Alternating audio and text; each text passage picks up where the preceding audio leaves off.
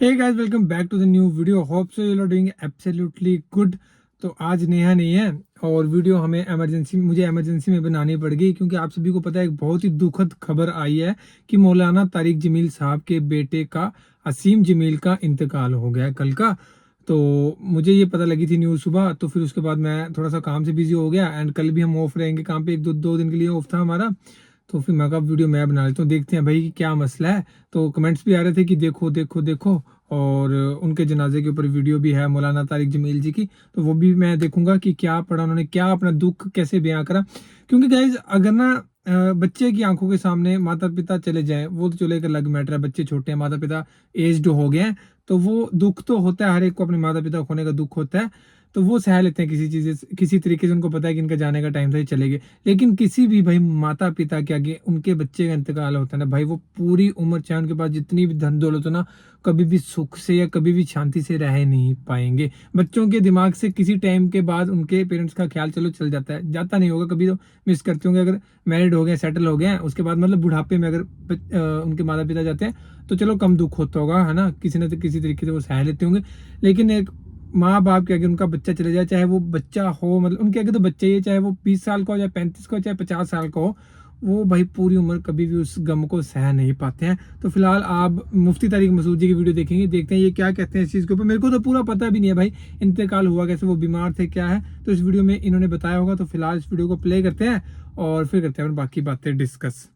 हज़रत अक़दस हज़रत मौलाना तारिक जमील साहब के बेटे आसिम जमील की डेथ हुई और एक बड़ी सबको फ़िक्र लाहिक हो गई कि ये कैसे हो गया, क्या हो गया। जो हज़रत का जो बेटा है ये बचपन से ही किसी दिमागी बीमारी में मुब्तला था और इलाज भी हो रहा था। हज़रत जो ज़िम्मेदारियाँ एक बाप की होती हैं वो औलाद के लिए वो ज़िम्मेदारियाँ पूरी करने में लगे हुए थे, लेकिन ज़ाहिर है कुछ चीज़ें अल्लाह की तरफ से होती हैं, इंसान उसमें बेबस होता है। सबसे पहले तो हम दुआ करते हैं अल्लाह ताला उसकी मग़फ़िरत फ़रमाए और हज़रत अक़दस हज़रत मौलाना तारिक जमील साहब और उनके तमाम लवाहिक़ीन, बेटे की वालदा जो थी उनको भी और भाइयों को अल्लाह सब्र जमील की तौफ़ीक़ अता फ़रमाए। यहाँ बहुत से लोग ये सवाल उठा रहे हैं कि इतना दीनदार घराना और बेटे ने ख़ुदकुशी कर ली। हर ख़ुदकुशी डिप्रेशन में ही होती खुद है, टेंशन। खुशी, तो बच्चे ने भाई सुसाइड किया हुआ, खुदकुशी करी है। ओ भाई, मेरे को तो ये चीज़ अभी लग रहा है, पता जैसे उन्होंने स्टार्टिंग में कहा ना कि दिमाग की प्रॉब्लम है, मैंने सोचा क्या पता दिमाग की प्रॉब्लम से कुछ हो गया हो, बट उन्होंने सुसाइड कर लिया। भाई ऐसा भी क्या रीज़न हो सकता है? में ही होती है, खुशी में तो कोई भी ख़ुदकुशी नहीं करता। याकूब अलैहिस्सलाम को हम देख लें ना कि सारी ज़िंदगी बेटे के गम में रोते रहे मगर ख़ुदकुशी की तरफ नहीं गए। अमल को ख़ुदकुशी करार देना ये किसी भी तरह से ये बात दुरुस्त नहीं है और ये एक इल्ज़ाम है और जिस इस इल्ज़ाम का जवाब आपको क़यामत के दिन देना पड़ेगा। इंसान पर कुछ कैफ़ियत ऐसी आ जाती हैं कि जिसमें वो अपने कौल व अमल का ज़िम्मेदार नहीं होता और उसके कौल व अमल पे उसको ना गुनाह मिलता है, ना उसको दुनिया में सज़ा मिलेगी, ना आखिरत में सज़ा मिलेगी। ये वो जब है जब इंसान की दिमागी सलाहियत काम करना छोड़ दे। तलाक़ आपको मालूम है कितना हसास मामला है, शदीद गुस्सा में भी अगर इंसान हो तो तलाक़ वाक़ हो जाती है। सलासुन जिद्दुहुन्ना जिद्दुन व हज़्लुहुन्ना जिद्दुन, इस हदीस की रोशनी में। मुफ्ती तारिक मसूद के बयानात के लिए मुफ्ती साहब के ऑफिशियल चैनल मुफ्ती तारिक मसूद स्पीचेस को सब्सक्राइब करें। बिस्मिल्लाहिर्रहमानिर्रहीम नहमदुहु व नुसल्ली अला रसूलिल करीम। गुज़श्ता रात एक बहुत ही अफसोसनाक वाक़या पेश आया। हज़रत अक़दस हज़रत मौलाना तारिक जमील साहब के बेटे आसिम जमील की डेथ हुई और एक बड़ी सबको फ़िक्र लाहिक हो गई कि ये कैसे हो गया, क्या हो गया।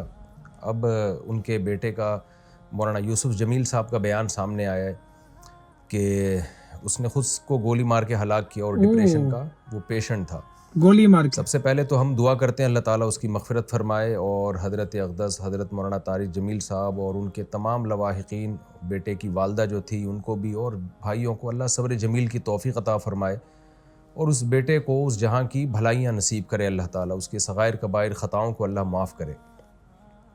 मैं जो ये बयान रिकॉर्ड करवा रहा हूँ इसका एक बड़ा मकसद जो है वो उन लोगों को जवाब देना है जो इस अमल को ख़ुदकुशी करार दे रहे हैं, क्योंकि मैंने भी कुछ कमेंट्स पढ़े हैं, कुछ लोगों के नेगेटिव कमेंट्स हैं। आपको पता है कि दीनदार तबके की तरफ से कुछ लोग ऐसे मुखालिफ लोग हैं उलमा के, दीनदारों के, कि उनको मौका चाहिए होता है प्रोपेगेंडा करने का। यस, हमारे यहाँ ये बात मशहूर है अल्हम्दुलिल्लाह। हमारे यहाँ दीनदार तबका, चाहे उलमा का हो, कुर्रा हज़रात का हो, हाफिज़ों का हो, अल्हम्दुलिल्लाह उनमें ख़ुदकुशी का रेशो ना होने के बराबर है, उनके घरों में भी और उनके खुद उनमें भी कोई भी ख़ुदकुशी नहीं करता।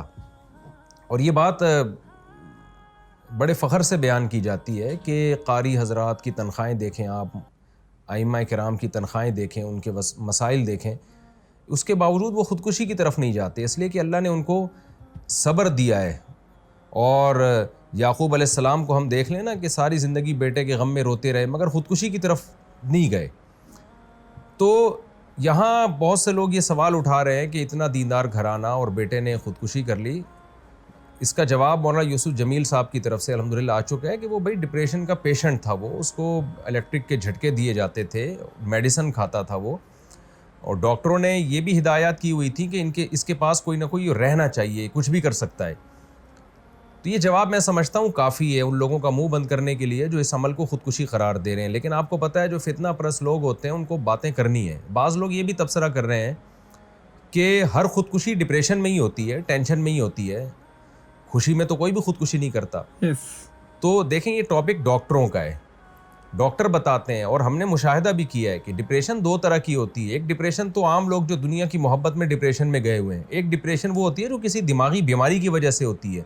इसमें दीनदार लोग भी मुब्तला हो सकते हैं और इसका इलाज ये नहीं है कि उसको सब्र की तलकीन की जाए, इसका इलाज मेडिसिन होती है, दिमाग में कुछ केमिकल आगे पीछे हो जाते हैं। ऐसे बहुत सारे पेशेंट हमने अपनी ज़िंदगी में देखे हैं, बहुत अच्छे लोगों को जिन्होंने बड़ी बड़ी टेंशनें झीली हैं, बर्दाश्त की हैं, लेकिन वो बैठे बैठे डिप्रेशन में चले जाते हैं, मेडिसिन लेते हैं तो सेट हो जाते हैं। वो दिमाग के कुछ केमिकल हैं जो आगे पीछे हो जाते हैं, यही वजह है। और ये नई बीमारी नहीं है, सदियों पुरानी बीमारी है। यही वजह है कि उलमा किराम ने ये मसला तलाक़ के मसाइल में बयान किया और क़त्ल क़िसास वग़ैरह के मसाइल में बयान किया कि इंसान पर कुछ कैफ़ियत ऐसी आ जाती हैं कि जिसमें वो अपने कौल व अमल का ज़िम्मेदार नहीं होता और उसके कौल व अमल पे उसको ना गुनाह मिलता है, ना उसको दुनिया में सज़ा मिलेगी, ना आखिरत में सज़ा मिलेगी।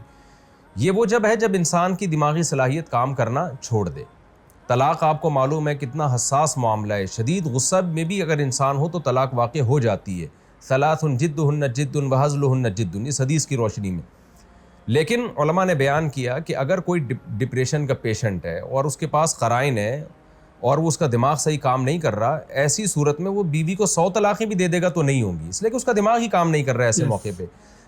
तो जब तलाक़ जैसे मसले में हम उलमा किराम आज से सदियों पहले एक स्ट्रेस और डिप्रेशन का मरीज़ जिसका दिमाग काम करना छोड़ दे, उसके इस अमल को तलाक़ करार नहीं देते। वो ज़बान से कुफ्रिया कलिमात अगर ज़बान से निकालेगा तो वो काफिर नहीं होगा।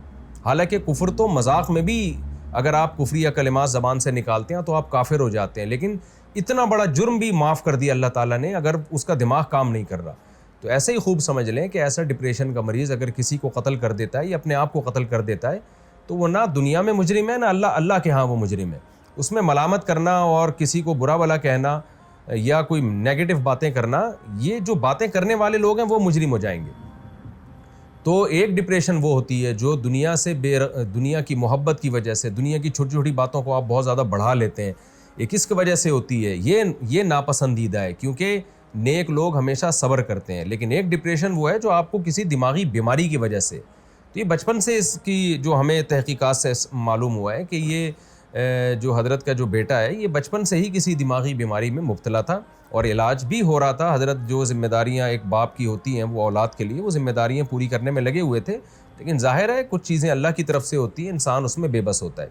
तो हम सब इस गम में हज़रत के साथ बराबर के शरीक हैं और हम सब दिल से दुआ करते हैं अल्लाह ताला हज़रत के इस बेटे को उस जहाँ की भलाइयाँ नसीब करे और उस जहाँ की खुशियाँ नसीब करे, और जो भी उनके रिश्तेदार और लवाहिकीन हैं अल्लाह ताला उन सब को सब्र जमील की तौफ़ीक़ अता फ़रमाए, और जो मनफी कमेंट्स करने वाले लोग हैं अल्लाह ताला उनको हिदायत दे।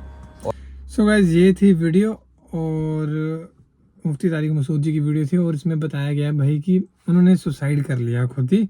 तो रीज़न उनका पर्टिकुलर था कि उनको प्रॉब्लम थी डिप्रेशन की, शुरू से थी, बचपन से ही। तो वो बचपन से थी, वो एक होता है ना कि जो बंदे को टेंशन ले लेके आता है डिप्रेशन, वो अलग मैटर है, लेकिन वो बचपन से थी, उनको उनकी मेडिसिन चल रही थी। उन्होंने कहा इलेक्ट्रिक के उनको झटके भी लगते थे ना, बिजली के झटके भी लगते थे, एंड डॉक्टर ने ये भी कहा था कि उनके साथ कोई ना कोई रहना चाहिए, अदरवाइज ये कुछ भी कर सकता है। तो वही हुआ।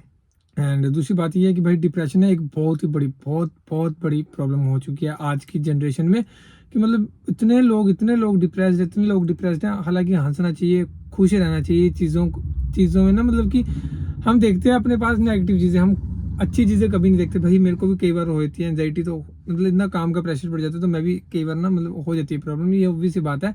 तो मैं भी अपने आप को ये समझाने की कोशिश करता हूँ कि मतलब ना नेगेटिव चीज़ों को हटा दो, एक साइड रखो, लेकिन जो खुशी वाली चीज़ें होती है ना उनको ढूंढो और बस खुश रहो। और भाई एक ना उनका तो पता नहीं अब क्या रीज़न है, बचपन से वो इस चीज़ के शिकार थे ना, डिप्रेस, तो उनका पता नहीं क्या हुआ होगा, क्या दिमाग में आ रहा होगा, कितने टाइम से आ रहा होगा सुसाइड करने के लिए, एट दी एंड उन्होंने किया। बट सुसाइड ना किसी भी प्रॉब्लम की जड़ नहीं है। कोई भी प्रॉब्लम हो ना थोड़े टाइम के लिए रहती है। जैसे बंदे की लाइफ में ना अप डाउन चलते रहते हैं, वो चाहे कितना भी बड़ा बंदा हो, अप डाउन चलते रहेंगे। कभी उसकी लाइफ में खुशी भी आएगी और कभी वो नीचे जाके गम भी आएगा, फिर दोबारा खुशी आएगी, फिर गम भी आएगा।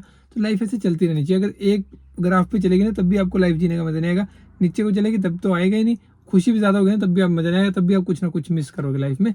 तो बाकी ये था। एंड पर बहुत ही बुरा हुआ। मैं तो यही कह रहा हूँ मौलाना तरीक जमील के साथ और उनकी बहू के साथ, तो भाई मतलब कि कैसे ही वो रहेंगे। एंड किसी बाप के आगे उनका बच्चा चले जाता है, ऑब्वियसली बात है, दुख तो होते हैं। तो बाकी तो फिलहाल ये थी हमारी तरफ से, हम सभी की तरफ से, यूट्यूब की जितनी भी हमारी ऑडियंस है उन सभी की तरफ से मौलाना तारिक जमील जी के दिल से भाई दुआ है कि वो सही रहे, अपने आप को संभाले इस जो ये टाइम है, क्योंकि इस टाइम पे बहुत ज़्यादा ज़रूरत होगी उनको संभालने की। सो बाकी तो फिलहाल ये थी video guys, thank you so much for watching the video. मिलते हैं नेक्स्ट वीडियो में।